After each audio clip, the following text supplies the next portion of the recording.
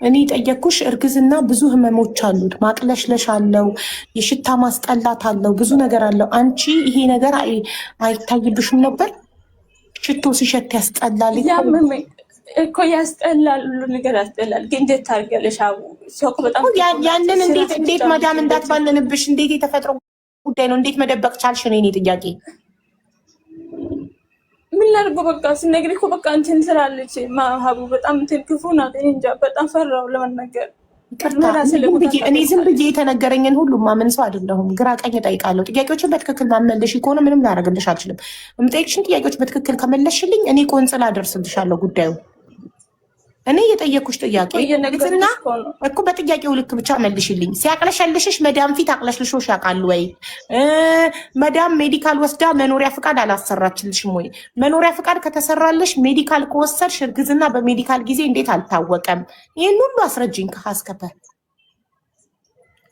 ኦኬ ሜዲካሉ ሽንት አልተመረመርኩም እዚህ መጥቼ ማለት ነው። ደም ብቻ ነው። ደሙም ሐኪም ቤት አይደለም። አንድ ሰውዬው እርግዝና በደም ይታወቃል። በሽንት ብቻ አይደለም እርግዝና የሚታወቀው፣ በሽንት ብቻ ነው የሚታወቀው። ልንገርሽ ሐኪም ቤት አልወሰደችም በደሙ ማለት ነው። ሰውዬው ዶክተር ሆን ምን ይሁን አላውቅም፣ ቤት መጥቶ ነው ደሙ የወሰደ። ውጤቱ አልነገረችም። ከዛ 3 4 ወር 5 ወር ነው መሰል ቆይታ እንትኑ ደረቱ ለመርመር ወሰደች ሐኪም ቤት ማለት ነው። ከዛ በኋላ ምንም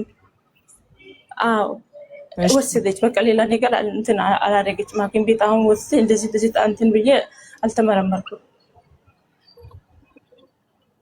እርግዝና በደም አይታወቅም የምትሉ ሰዎች ሂዱና ጎግልን ጠይቁት። ማታውቁ ከሆነ ዝም ብላችሁ ማታውቁትን ነገር አታውሩ።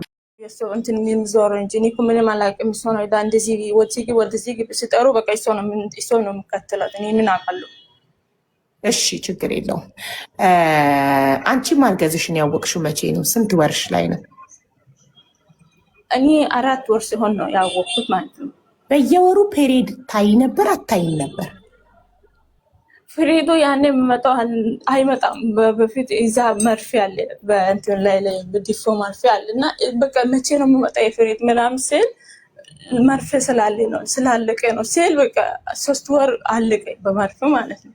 ከዛ በኋላ በቃ እንደዚህ እያመመን ምን የሆነ በቃ ሆድ ውስጥም መንቀሳቀስ ጀመረ ማለት ነው።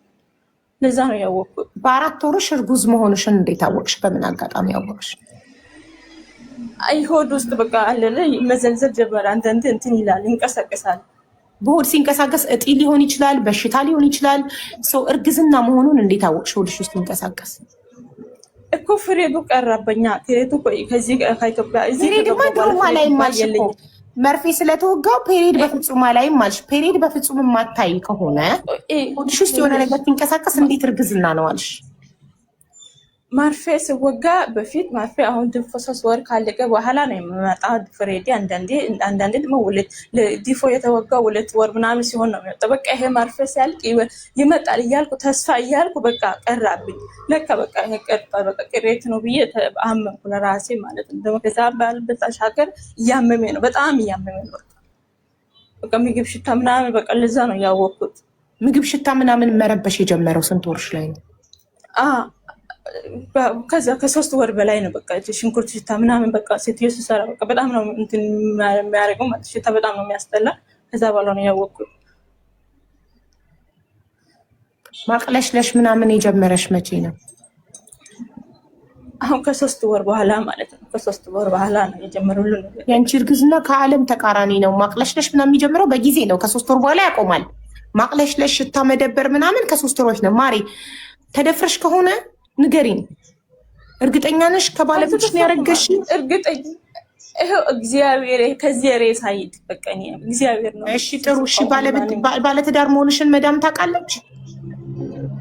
አዎ ታውቃለች። መዳም ባለትዳር መሆንሽን ታውቃለች? አዎ አንድ ልጅ አለኝ፣ ኢትዮጵያ ልጅ አለኝ። ስለዚህ ባለትዳር መሆንሽን ካወቀች ምን አስፈራሽ? ወዲያው እርጉዝ መሆንሽን እንዳወቅሽ ለምን አልነገርሻትም ለመዳም? ምን ያስፈራል? ከኢትዮጵያ ከባልሽ ነው አርግዘሽ የመጣሽው። 4 ወርሽ ላይ እርግዝናሽን አወቅሽ መዳም ጋር በመጣሽ በ4 ወር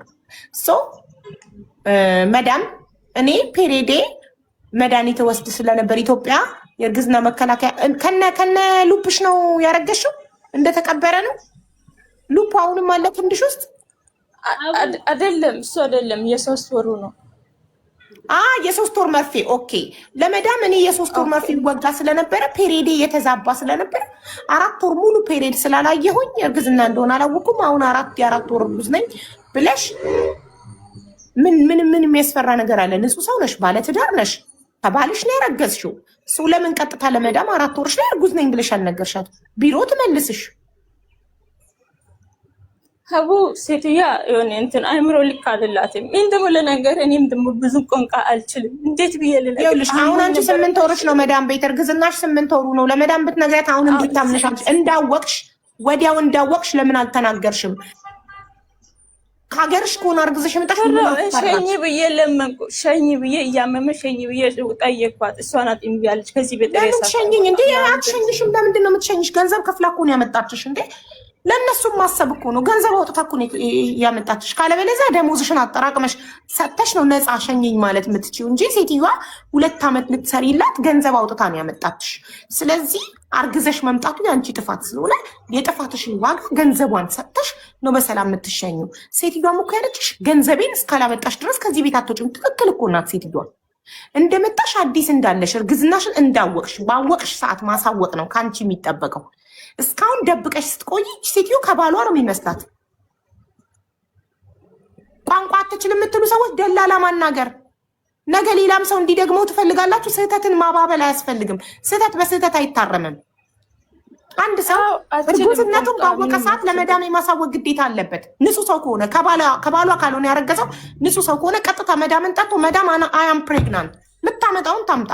ቢሮ ነው የምትመልሳት። ሌላ ምን ታረጋታለች? ቢሮ ብሯን እንዲመልስላት ለቢሮ ነው የምትመልሳት።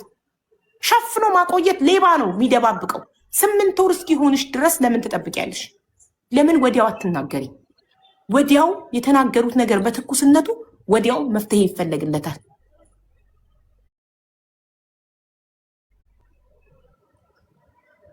አሁን መዳም ባለትዳር መሆንሽ ታውቃለች። ስለዚህ አሁን ያለው መፍትሄ የ8 ወር ደሞዝሽ የት አለ? 8 ወር እሷ ቤት የሰራሽበት ደሞዝ 5 ወር ተቀብያለሁ። 3 ወር የእሷ ጋር ነው አልተቀበልኩም። እሺ የታለ 5 ወሩ ደሞዝ? ኢትዮጵያ ልኬያለሁ። እርጉዝ መሆንሽን ችግር ላይ መሆንሽን እያወቅሽ ለምን ላክሽው? በ4 ወርሽ ነው እርግዝናሽን ያወቅሽው። የ5 ወር ደሞዝሽን ለምን ላክሽው? ችግርሽን በምን ልትፈቺ ነው የላክሽው? አሁን እሺ ባልሽ የተቀበለውን የ5 ወር ደሞዝ መልሶ ይላከው። መዳም ጋር ካለው የ3 ወር ደሞዝ የሚበቃ ከሆነ ለመዳም ዳ በዛ ተከፍሎ ወደ ሀገር ቤት ትሸኛለሽ። የትኬትሽን ከሆነ እኛ እናግዛለን። የትኬት ብቻ እኛ እናግዛለን። ለባልሽ የላክሽለትን የ5 ወር ደሞዝ መልሶ ይላከው። ገንዘብ እጁ ላይ ካለ ጨምሮ ይላከውና የገንዘብ እርዳታ አይደለም ስላልሽ ነው። እሺ ንገሪኝ። ይሄ ከመጣው ታውቂያለሽ፣ ከኢትዮጵያ ሲመጣ በእንትን ነው 80,000 ብር 160,000 ብር በወለድ ነው ያመጣው። እዛ ዕዳ እየከፈልኩ እኮ ነው። አሁን እኮ ባሌም ወይስ ተቀብሎ ሌላ ሰርቷል ወይስ ብር በልቷል ማለት ሳይሆን ከእንትን ብድር ወስጄ ነው የመጣው እዚህ ስመጣ ማለት ነው። ብድር ቀስ ተብሎ ይከፈላል። ዋናው አንቺ በጤና አካልሽ ሳይጎዳ አንቺ በሰላም መግባትሽ ነው። ተበዳድሮም ኬትም ይላክ ብሩ ባልሽን አንቺ በሰላም እንድትገቢ አይደል የምትፈልጊው? መዳምሽን ያናግራታለሁ፣ ቆንጽላ አናግራለሁ፣ ቤሩት ያለውን ቆንጽላ አናግራለሁ፣ መዳምሽን አናግራታለሁ። መዳምሽ ለአንቺ ያወጣችው ገንዘብ ተመልሶላት በሰላም ወደ አገር ቤት ትሸኛለሽ። ብሩን ደግሞ ባለቤትሽ ይላክሽለት የ5 ወር ደግሞ ከዕዳው ከፍሎ ከሆነ ከሌላ ሰው ይበደርና ከዘመድ አዝማድ ይሰብስብና ብሩን ይላክልሽ። ገባሽ? ብሩን ይላክ። እኔ ቆንጽላ አናግሬ ለመዳምሽ ገንዘቡ ተከፍሎ ትላካል። እርጉዝ መሆንሽን ያውቃል አይደል ባልሽ? እሱ ያውቃል። በቃ እርጉዝ መሆንሽን እያወቀ ለምን ነው ያላለሽም? ወዲያው እንዳረገዝሽ በ4 ወርሽ አልነገርሽውም? እሱ በዚህ ታይም በእኔ ጋር ተጣልቶ ነበር እና በቃ እንዴት ነው ይሄ ነገር ማታውቂ? ሲጀመር ይሄ ወልደሽ በእንትን ጣይ እና እኔ አላውቅም። እኔ ብር ፈልጌ ነው እኔ ስንት ዕዳ እንትን ወስጄ የላኩሽ እንደዚህ ትያለሽ ምናምን ብሎ በቃ እንትን እኔ በቃ ራሴ ማጥፋት ብቻ ነው ያሰብኩት። ለዛ ነው ለሴት የሚያልነገርኩት። እሱ ከሱ አፍም እንትን ነገር ደስ የሚያል ነገር አልወጣልም ማለት ነው። እንዴት ነው በመርፌ እየተጠቀበሽ እንደዚህ የሚሆነው ማለት ነው ይላል። ከዛ በኋላ እኔ አይዞሽ ፈጣሪ ያለ አንቺ ዋናው በሰላም ሀገርሽ ግቢ። ቤተሰቦችሽ ጋር ግቢ። እሱ ማይፈልግ ከሆነ እሱ ለገንዘብ ብቻ ከሆነ የሚፈልግሽ ሰርተሽ በጉልበትሽ ብር እንድትልኪለት ብቻ ከሆነ የሚፈልገው ይሄን ካወቅሽ ለአንቺ ትልቅ ትምህርት ነው። በሰላም ሀገርሽ ግቢ። እኔ ቆንጽላ አናግርልሻለሁ፣ መዳምሽን አናግርልሻለሁ። መዳም የምትጠይቀውን ባልሽንም ግን ማናገር እንፈልጋለን። እሺ እንዴት እንደዚህ ይላል? ከሰው አይደለም እንዴ እሱ የተፈጠረው? እሱ አይደል እንዲያስረግዙ አረብ ሀገር የላከሽ? ልትጦሪው አይደል እንዴ የመጣሽው አረብ ሀገር? አንቺ እንዴት እንደዚህ ይላል? እናት የለውም አላት። ታዲያ ከሴት ተፈጥሮ እናት እያለችው ለምንድን ነው እንዲህ የሚልሽ? ራሱ አስረግዞ ልኮ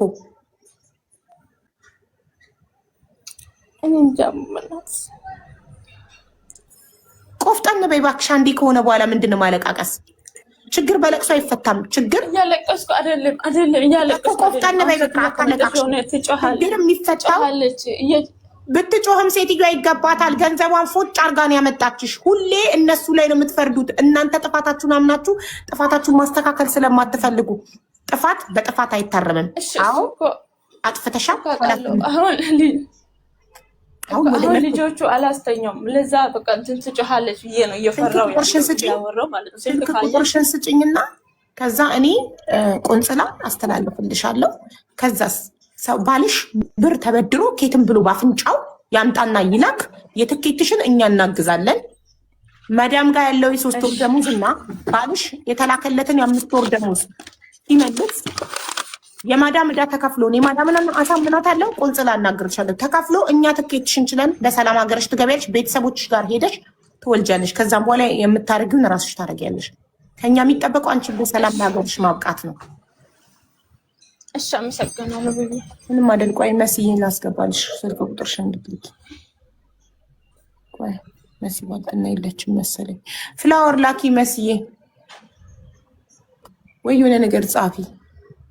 አንዳችሁ ሞዴሬተሮች ፍላወር ላኩ ፕሊስ።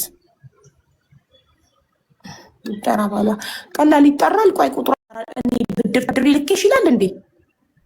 የእሱን ልጅ በማህፀኗ ይዛ ብድር ተበድሬ ነው የላኩሽ። ተበድሬ ላካት ጉልበቷን ነዋ እየሰራች አንተ እዛ ተቀምጠ ብር ልትልክልክ። አቡ ሜዲካል እንዴት አለፈች? እኔ እንጃ። እኔ ይህን ጉዳይ በደንብ ማጣራት አለብኝ። ቆይ